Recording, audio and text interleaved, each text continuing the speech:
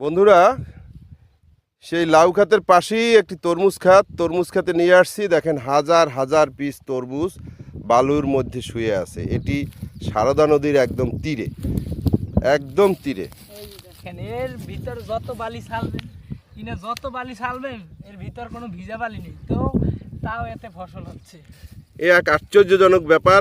এ বালু নয়, যেন এক মানে স্বর্গীয় একটা ব্যাপার, যে কোনো জিনিস এখানে লাগালেই সুন্দর করে হতে থাকে। একদম সুন্দর তরমুজগুলো দেখেন। এই ক্ষেত আপনার? হ্যাঁ, এই তরমুজ কি করে হয়?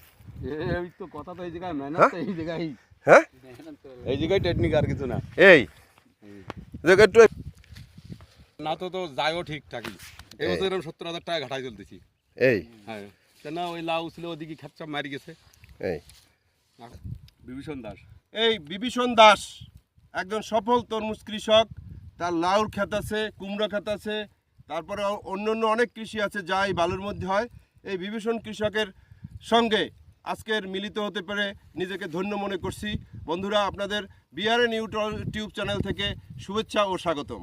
সবাই ভালো থাকেন, সুস্থ থাকেন। ধন্যবাদ সবাইকে। তরমুজ ক্ষেত থেকে, সারদার তীর থেকে বিপ্লব।